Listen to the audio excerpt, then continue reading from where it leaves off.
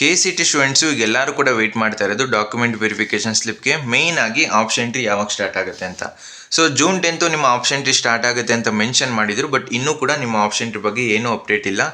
ಈ ಒಂದು ವಿಡಿಯೋದಲ್ಲಿ ನಾನು ನಿಮ್ಮ ಡಾಕ್ಯುಮೆಂಟ್ ವೆರಿಫಿಕೇಷನ್ ಸ್ಲಿಪ್ನ ಯಾವ ರೀತಿ ಡೌನ್ಲೋಡ್ ಮಾಡ್ಕೊಳ್ಳೋದು, ಅದರಲ್ಲಿ ಏನೆಲ್ಲ ನೀವು ಚೆಕ್ ಮಾಡ್ಕೋಬೇಕು, ಇದ್ರ ಬಗ್ಗೆ ಎಲ್ಲ ಕಂಪ್ಲೀಟಾಗಿ ತಿಳಿಸ್ಕೊಡ್ತೀನಿ. ಅದರಿಂದ ಯಾರೆಲ್ಲ ನಮ್ಮ ಚಾನಲ್ಗೆ ಇನ್ನೂ ಸಬ್ಸ್ಕ್ರೈಬ್ ಆಗಿಲ್ಲ ಅಂದರೆ ಸಬ್ಸ್ಕ್ರೈಬ್ ಆಗಿ, ಯಾಕಂದರೆ ನೆಕ್ಸ್ಟು ನಿಮ್ಮ ಕೌನ್ಸಿಲಿಂಗ್ ಮುಗಿಯೋ ತನಕ ಇದೇ ರೀತಿ ನಿಮಗೆ ಕಂಪ್ಲೀಟಾಗಿ ಗೈಡ್ ಮಾಡ್ತೀನಿ.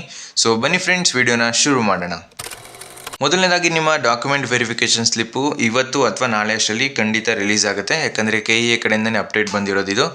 ಅದಕ್ಕಿಂತ ಮುಂಚೆ ನೀವೇನಾದರೂ ನಿಮ್ಮ ರ್ಯಾಂಕ್ ತಕ್ಕಂತೆ ಯಾವ ಕಾಲೇಜ್ ಸಿಗ್ಬೋದು ಅಂತ ತಿಳ್ಕೊಬೇಕಂದ್ರೆ ಲಿಂಕ್ ಡಿಸ್ಕ್ರಿಪ್ಷನ್ಲಿ ಕೊಟ್ಟಿರ್ತೀನಿ. ಅಲ್ಲಿ ನಿಮ್ಮ ರ್ಯಾಂಕು ಮತ್ತು ನಿಮ್ಮ ಕ್ಯಾಟಗರಿ ಮತ್ತು ಯಾವ ಬ್ರಾಂಚ್ ಬೇಕು ಅಂತ ಸೆಲೆಕ್ಟ್ ಮಾಡಿದ್ರೆ ನಿಮಗೆ ಯಾವ ಕಾಲೇಜ್ ಸಿಗ್ಬೋದು ಅಂತ ಕಾಲೇಜ್ನ ಪ್ರೆಡಿಕ್ಟ್ ಮಾಡ್ತಾರೆ. ಇದು ಜಸ್ಟ್ ಪ್ರೆಡಿಕ್ಷನ್ ಅಷ್ಟೇ, ಹೋಗಿ ಒಂದ್ಸಲ ಚೆಕ್ ಮಾಡಿ. ಈಗ ವಿಡಿಯೋನ ಕಂಟಿನ್ಯೂ ಮಾಡೋದ. ಸೊ ಡಾಕ್ಯುಮೆಂಟ್ ವೆರಿಫಿಕೇಷನ್ ಸ್ಲಿಪ್ಪಲ್ಲಿ ನಿಮಗೆ ಏನೆಲ್ಲ ಮೆನ್ಷನ್ ಆಗಿರುತ್ತೆ ಅಂತಂದರೆ, ನಿಮ್ಮದು ಕಂಪ್ಲೀಟ್ ಡೀಟೇಲ್ಸು, ಅಂದರೆ ನಿಮ್ಮ ನೇಮು, ನಿಮ್ಮ ಫಾದರ್ ನೇಮ್, ನಿಮ್ಮ CET ನಂಬರು ಮತ್ತು ನಿಮ್ಮ ಡೇಟ್ ಆಫ್ ಬರ್ತು, ನ್ಯಾಷನಾಲಿಟಿ ಮತ್ತು ಎಲಿಜಿಬಿಲಿಟಿ ಕ್ಲಾಸು ಮತ್ತು ಮೇಯ್ನಾಗಿ ನಿಮ್ಮ ಕ್ಯಾಟಗರಿ. ಸೊ ಕ್ಯಾಟಗರಿ ಚೆಕ್ ಮಾಡ್ಕೊಳ್ಳಿ, ಮತ್ತು ನಿಮ್ಮ ಇನ್ಕಮ್ ಎಷ್ಟು ಮೆನ್ಷನ್ ಆಗಿದೆ ಅದನ್ನು ಚೆಕ್ ಮಾಡ್ಕೊಳ್ಳಿ. ಇನ್ನೊಂದು ಇಂಪಾರ್ಟೆಂಟು, SNQ ಕೋಟಾಗೆ ಎಲಿಜಿಬಲ್ ಇದ್ದೀರಾ ಇಲ್ವಾ ಅಂತ ಚೆಕ್ ಮಾಡ್ಕೊಳ್ಳಿ. SNQ ಕೋಟಾ ಆಟೋಮೆಟಿಕ್ಕಾಗಿ ಫೆಚ್ ಆಗುತ್ತೆ. ನಿಮ್ಮ ಇನ್ಕಮ್ ಕಮ್ಮಿ ಇದ್ದರೆ ಮಾತ್ರ SNQ ಕೋಟಾ ನಿಮಗೆ ಸಿಗುವಂಥದ್ದು.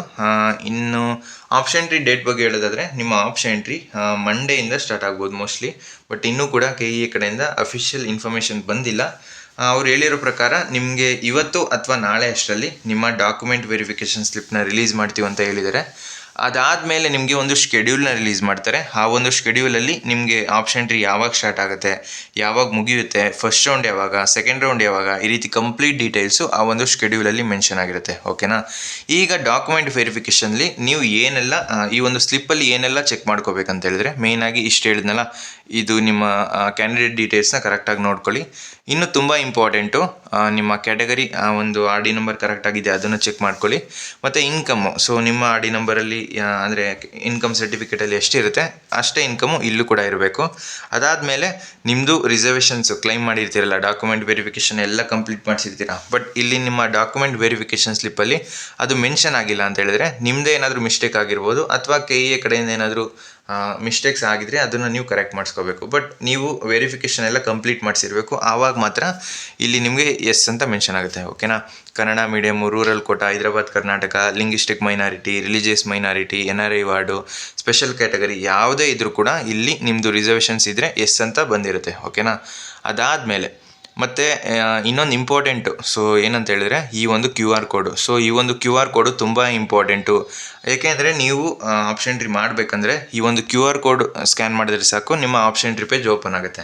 ಸೊ ಲಾಗಿನ್ ಆಗಬೇಕು, ಅಲ್ಲೂ ಕೂಡ ನಿಮ್ಮ ಫೇಸ್ ಬೇಕಾಗುತ್ತೆ, ಅಂದರೆ ಫೇಸ್ ವೆರಿಫಿಕೇಷನ್ನ ಮಾಡಿ ಆಮೇಲೆ ನಿಮಗೆ ಲಾಗಿನ್ಗೆ ಆ್ಯಕ್ಸಸ್ನ ಕೊಡ್ತಾರೆ.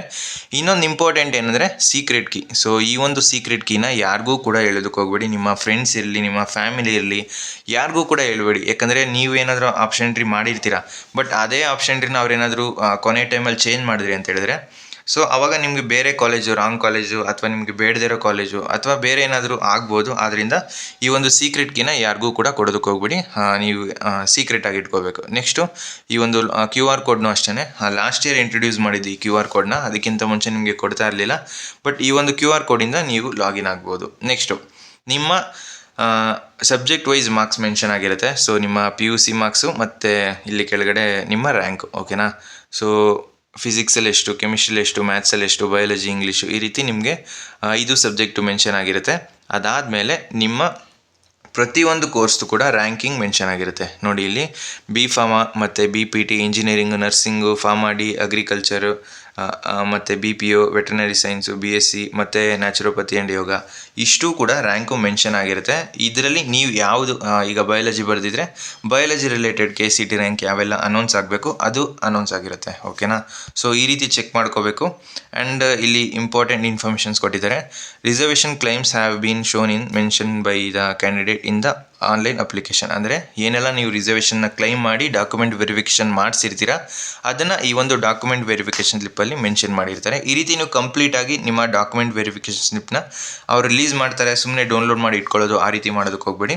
ಒಂದ್ಸಲ ಕ್ರಾಸ್ ವೆರಿಫೈ ಮಾಡಿ ಏನೆಲ್ಲ ಇನ್ಫಾರ್ಮೇಷನ್ಸ್ ಮಿಸ್ಟೇಕ್ ಆಗಿದೆ ಅಥವಾ ಕರೆಕ್ಟಾಗಿದೆಯಾ, ಅಥವಾ ನಿಮ್ಮದು ಮಾರ್ಕ್ಸ್ ಇಲ್ಲೇನಾದ್ರು ವೇರಿ ಆಗಿದೆಯಾ, ಅಥವಾ ನಿಮ್ಮ ರ್ಯಾಂಕು ರಿಸಲ್ಟ್ಗೂ ಮತ್ತು ಈ ಒಂದು ಡಾಕ್ಯುಮೆಂಟ್ ವೆರಿಫಿಕೇಷನ್ ಸ್ಲಿಪ್ಪಲ್ಲಿ ಎರಡರಲ್ಲೂ ಬೇರೆ ಬೇರೆ ಇದೆಯಾ, ಅಥವಾ ನಿಮ್ಮ ಡೀಟೇಲ್ಸ್ ಏನಾದರೂ ಮಿಸ್ ಆಗಿದೆಯಾ, ಈ ರೀತಿ ನೀವು ಚೆಕ್ ಮಾಡಿಕೊಂಡು ಅಕಸ್ಮಾತ್ ಏನಾದ್ರು ಮಿಸ್ಟೇಕ್ಸ್ ಇದ್ದರೆ ಅದನ್ನು ನೀವು KE ಗಮನಕ್ಕೆ ತರ್ಬೋದು. ಆವಾಗ ಅವರು ಚೇಂಜಸ್ನ ಮಾಡಿಕೊಡ್ತಾರೆ. ಓಕೆನಾ. ಸೊ ಇದು ನಿಮ್ಮ ಡಾಕ್ಯುಮೆಂಟ್ ವೆರಿಫಿಕೇಷನ್ ಸ್ಲಿಪ್ ಬಗ್ಗೆ.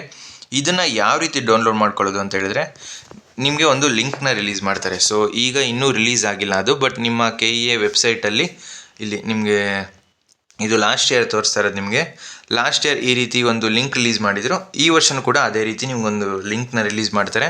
ಡಾಕ್ಯುಮೆಂಟ್ ವೆರಿಫಿಕೇಷನ್ ಸ್ಲಿಪ್, ಇಲ್ಲಿ ಪರಿಶೀಲನಾ ಸ್ಲಿಪ್ ಅಂತ ಮೆನ್ಷನ್ ಮಾಡಿದ್ದಾರೆ. ಇದರಲ್ಲಿ ನಿಮಗೆ 5 ಬದಲು 6 ಅಂತ ಮೆನ್ಷನ್ ಆಗಿರುತ್ತೆ. ಓಕೆನಾ. ಇದರಲ್ಲಿ ನೀವು ನಿಮ್ಮ ಡಾಕ್ಯುಮೆಂಟ್ ವೆರಿಫಿಕೇಷನ್ ಸ್ಲಿಪ್ನ ಡೌನ್ಲೋಡ್ ಮಾಡ್ಕೋಬೋದು. ಇದು ಲಾಸ್ಟ್ ಇಯರ್ದು ನಾನು ತೋರಿಸ್ತಾ ಇರೋದು. ಇಲ್ಲಿ ನಿಮ್ಮ ಲಾಗಿನ್ ID ಮತ್ತು ನಿಮ್ಮ ಪಾಸ್ವರ್ಡು ಕ್ಯಾಪ್ಚನ ಎಂಟ್ರಿ ಮಾಡಿದ್ರೆ ನಿಮ್ಮ ಡಾಕ್ಯುಮೆಂಟ್ ವೆರಿಫಿಕೇಷನ್ ಸ್ಲಿಪ್ನ ನೀವು ಡೌನ್ಲೋಡ್ ಮಾಡ್ಕೋಬೋದು.